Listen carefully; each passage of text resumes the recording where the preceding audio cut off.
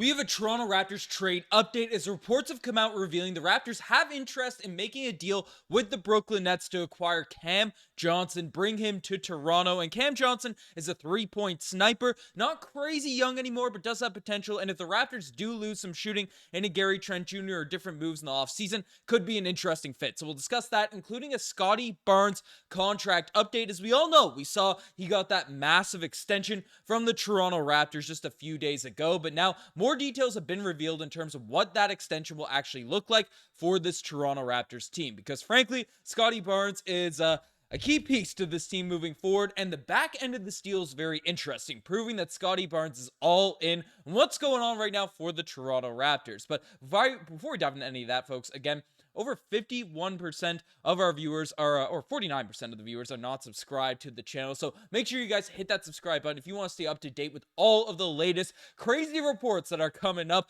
almost hourly for the Toronto Raptors. This time of year is just absolutely bananas. So make sure you guys hit that subscribe button. But let's dive into the first topic of discussion. The first thing we're taking a look at is the Raptors being interested in Cam Johnson, a Cam Johnson trade. And obviously, as I mentioned in the intro, Cam Johnson is an interesting player, but I won't say regressed. The Nets had a very weird season last year. So essentially, a lot of eyes have been turned to what they're going to do in terms of the offseason, and it looks like trades are coming because they just dealt away Mikal Bridges. Cam Johnson's on a large contract, and they got all their picks back. They're trying to tank and get some value. And essentially, a report has come out revealing that the Brooklyn Nets forward Cam Johnson has drawn recent trade interest from several teams, including the Toronto Raptors and the Sacramento Kings. League sources have told Hoops Hype. So that's the report that's coming out regarding Cam Johnson, and he's an interesting piece, an interesting player, because last season averaged 13 points per game, 4 rebounds, 2.4 assists, and shot 39% from the three-point line. But as I mentioned, the stats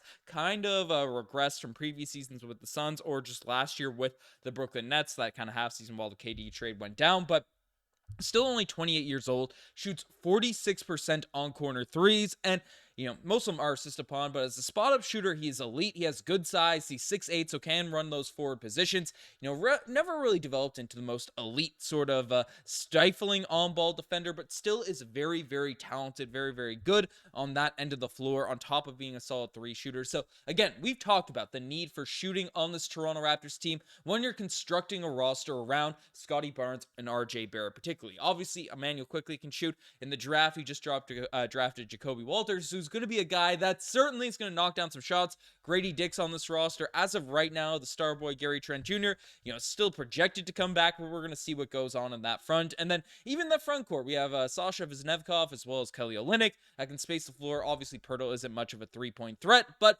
the Raptors have brought in some shooting around this team, and Cam Johnson is a guy that certainly would fit personnel-wise to this Toronto Raptors team. And he's a guy that his contract is pretty significant. So over the next 3 seasons, 23, 21, and 23 million, you make this deal, you're kind of bringing in a guy you expect to be a core piece. And I don't know, it might be some tough cap flexibility if we don't bring back Gary Trent Jr. If we bring back Gary Trent Jr., this trade makes absolutely zero sense. I'd imagine if this deal is going to go down, we trade Bruce Brown. I don't know if we'd even have to attach assets because this is big money for Cam Johnson. And I'd imagine he's not a negative asset out there on the open market, but given 3 years and how the tax is currently affecting a ton of teams across the NBA, I mean, the Sacramento Kings just dealt away 2 very valuable second-round picks, and Davion Mitchell is a good basketball player. Sasha Veznevkov is a guy that didn't really want to be there in Sacramento, but they gave up 4 solid assets for Jalen McDaniels, who's on his own contract in his own right,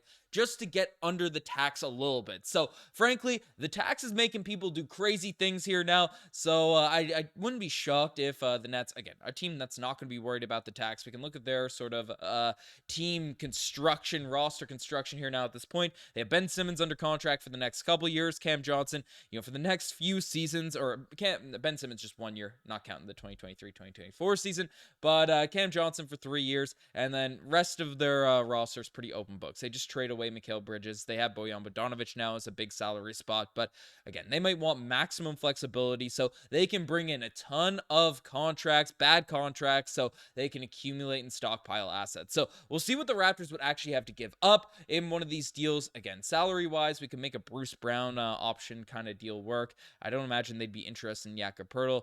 Maybe a sign and trade, get something weird like that. But I find it interesting the Raptors are linked to Cam Johnson on that front. So we'll see what ends up going down on that direction. But we also have a major update regarding Scottie Barnes, and his contract essentially reveals that he is all in with this Toronto Raptors group, this Toronto Raptors organization, because obviously this man was given one of the biggest, the biggest contract in Toronto Raptors history. If you're not familiar, basically received a deal for 5 years, can net him upwards of $270 million. So Scottie Barnes is getting paid regardless going into the future, but actual insights and details have been revealed on the contract now, as Mike Scotto came out and said that all-star forward Scottie Barnes agreed to a 5-year maximum extension, which could be worth as much as $270 million, as ESPN's Adrian Wojnarowski reported.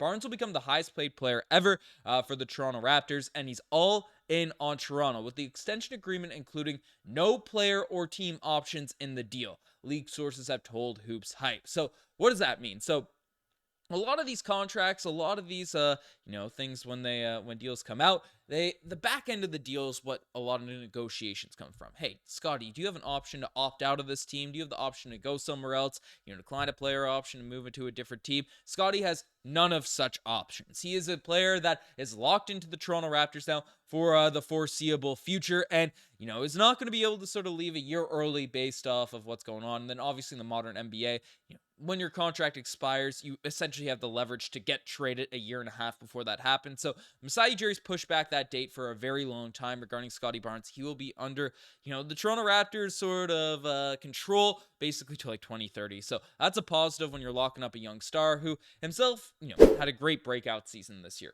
19.9 points per game, 8.2 rebounds, 6.1 assists, 1.5 blocks, 1.3 steals, shot 34%, but that number was a lot higher at the start of the season before he broke his hand. And, well, I guess all of it was before he broke his hand. But before Pascal Siakam, OG Anunoby were dealt away, right? He's still only 22 years old, which is crazy to think because of the level of production that he's providing. 36% from the corners. Just is proving to be an all-around star for this Toronto Raptors team. Again, we didn't win a ton of games last year, but very positive that he seems bought in. He's ready to go for this Toronto Raptors team. And basically all this info is coming from this Mike Scotto article. And then there's also rumors that came up. I briefly want to mention it. I'm not even going to make a chapter out of it, but apparently the Raptors are a dark horse target for Brandon Ingram. Again, Cam Johnson seems like a realistic trade possibility, something Masai Ujiri might be more interested in give up, make a deal happen. But the Raptors are linked to Brandon Ingram right now, and I just don't see a world where it's an actual possibility. But I just wanted to mention it here at the end of a video because, I'm keeping you up to date with all of the latest news and everything that's going on. And I don't suspect that it's going to be something that actually happens for this team. But Brandon Ingram at the 4, if we don't have to give up too much, could be an interesting team. Immanuel Quickley, RJ Barrett, Scottie Barnes, Brandon Ingram, and then I guess Poeltl, whoever we're running at center at that point, could be a cool team. But the Pelicans, after making that DeJounte Murray trade, are win now, so I'm not sure what the Raptors can kind of offer to have a deal make sense. But let me know what you guys think in the comment section down below about all this latest news regarding the Toronto Raptors. You guys best think this far. Subscribe to the channel. I'm signing out. Cheers.